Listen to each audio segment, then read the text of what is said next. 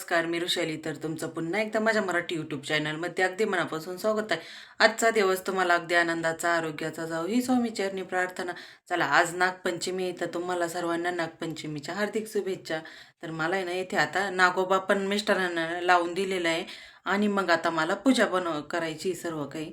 तर चला, तुम्हाला पण दाखवते. शंभू इथे बसलेला आहे. शंभू हाय कर.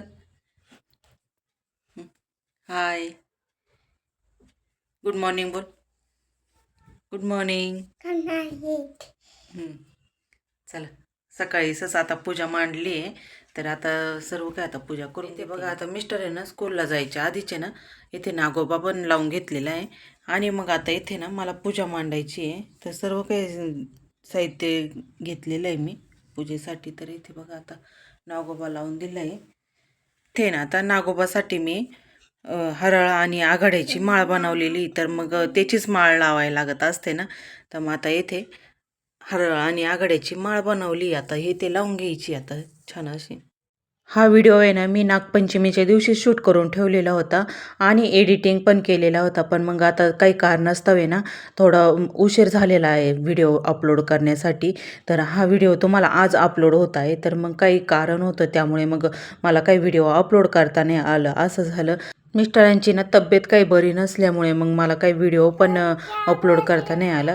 तर येथे ना छान असं सर्व देवांना ना हळदी कुंकू लावून घेतलं आणि मग हळदी कुंकू लावायचं झाल्यानंतर छान असे आघाड्याचे आणि हरळीचे माळ पण बनवलेले आहे. तर मग छान अशी माळ पण लावून घेतलेली आहे आणि देवांना ना छान असं दिव्यानं ओवाळून घेतलेलं आहे. इथे मी पूजा करत होते तर शंभू पण माझ्या इथेच जवळ होता. तर छान अशी पूजा झालेली आहे आमच्या दोघांची पण. व्हिडिओ स्किप न करता संपूर्ण व्हिडिओ तुम्ही पण बघा.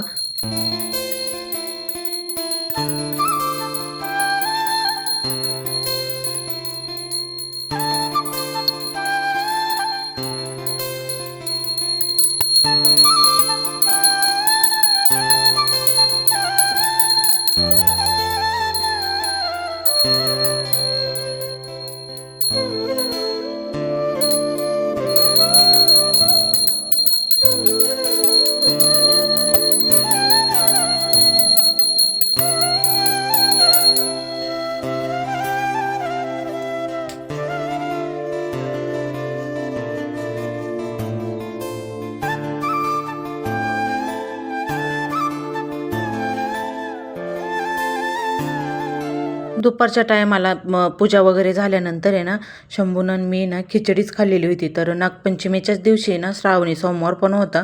तर मग त्यानंतर मग लगेचच मी खिचडी पण खाल्ली आणि मग सायंकाळच्या स्वयंपाकाला पण सुरुवात केलेली आहे. तर येथे ना पुरण पण घातलेलं आहे. तर मी 2 नंतरच स्वयंपाकाला सुरुवात केलेली आहे. तर आमच्याकडे ना 12 नंतर आहे ना तवा पण ठेवला जातो. तर काही काही ठिकाणी ना 12 नंतर तवा नाही, म्हणजे दिवसभर तवा नाही ठेवते असं करतात.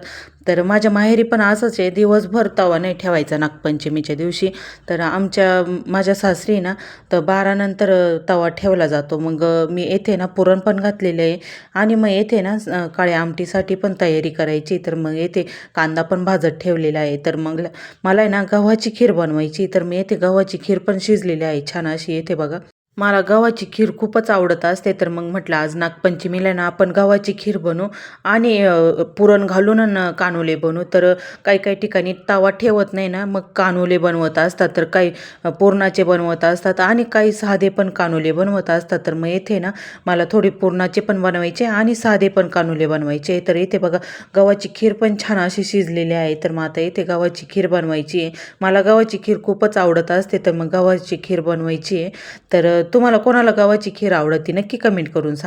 इथे बघा, छान अशी गव्हाची खीर पण बनवलेली आहे. त्यामध्ये ना काजू, बदाम, खोबरं छान असं दळून आणि मग त्यामध्ये छान परतवून आणि मग खीर बनवलेली आहे. तर मला येथे ना गुळाची खीर बनवायची आहे. तर मग येथे गूळ टाकून आणि खीर बनवत आहे. तर गूळ टाकून खीर बनवली का खूप छान अशी गव्हाची खीर लागत असते. तर मी येथे गव्हाची खीर आहे ना गूळ टाकूनच करत आहे.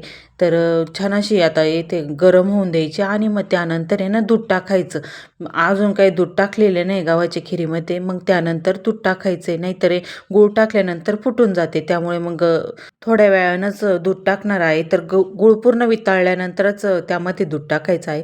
तर इथे बघा, पुरण पण छान असं शिजलेलं आहे. तर मग आता इथे पुरण पण गाळून घ्यायचं आहे.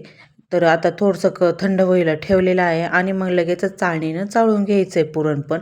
येथे बघा पुरणाची चाळणी पण घेतलेली आहे. तर येथे ना आता गूळ आहे ना पूर्ण वितळून गेलेला आहे. तर मग त्यामध्ये आता दूध टाकून घेत आहे. तर मग येथे एका साईडला आहे ना लगेचच कढईमध्ये पाणी ठेवलेलं आहे. तर वरून आहे ना शेवयाची चाळणी ठेवलेली आहे. तर ते वरून शेवयाची चाळणी अशी ठेवली की त्यावरती ना आपल्याला जे कानुले बनवले जातात ते कानुले त्यामध्ये टाकून घ्यायचे. तर आपल्याला स्टीम करून घ्यायचं आहे. तर त्यामध्ये खाली पाणी ठेवून वरती चाळणी ठेवलेली आहे, म्हणजे कानुले ते आपल्याला उकडून घ्यायचे. तर मग ते छान असे बघा पातळ लाटून घ्यायचं आणि त्यामध्ये टाकून घ्यायचं आहे. तर मी खाली चाळणीला आहे ना थोडं तेल लावलेलं आहे, म्हणजे खाली चिकटू नये त्यामुळे. तर येथे छोटे छोटे ना असे पाते लाटून घ्यायचे, म्हणजे पानोळे. तर मग ते लाटून आणि त्यामध्ये स्टीम करायला ठेवलेले आहे. तर इथे बघा पाते लाटून घ्यायचे आणि त्यामध्ये पुरण टाकून ना असं बनवून घ्यायचं आहे. तर हे कानुले बनवून घ्यायचे. तर छान लागत असतात असे खिरीसोबत खायला. तर माझ्या माहेरी ना असंच बनवत असतात. त्यामुळे मग मी ह्या वेळेस करून बघितलं नागपंचमीच्या वेळेस. त्यांच्याकडे ना तवा टाकत नसताना त्यामुळे मग ते पानोळे बनवत असतात. तर मग मी पण ह्या वेळेस करून बघितलं. म्हटलं काही पुरणाच्या पोळ्या बनवायच्या नाही, आपण असंच करून बघू. तर खूप छान लागलेलं होतं. तर येथे ना स्वराला म्हटलं आता इथे अभ्यास कर, आम्ही मंदिरामध्ये जाऊन येतो. तर मिस्टर पण स्कूलवरून आहे ना थोडे उशिराच आलेले आहे. तर त्यांची पण ड्युटी असते ना, त्यामुळे मग थोडी उशिराच झालेलं, म्हणजे 6:15 झालेलं होतं. तर मी बाकीची तयारी पण करून ठेवलेली होती. आज उपवास असल्यामुळे मग थोडा लवकरच स्वयंपाक केलेला आहे. तर मग मिस्टर स्कूलवरून आले आणि मग मंदिरामध्ये आलेलो आहोत. तर आज पहिला सोमवार असल्यामुळे मग मंदिरामध्ये पण यायचं होतं मला पूजा करण्यासाठी. तर येथे मी पूजा करत होते. तर चला असा होता आजचा व्हिडिओ आवडला तर व्हिडिओला लाईक करा, कमेंट्स करा आणि चॅनलला सबस्क्राईब केलेलं नसेल तर चॅनलला पण लवकरात लवकर सबस्क्राईब करा. चला असेच नवनवीन व्हिडिओसोबत भेटूया. बाय.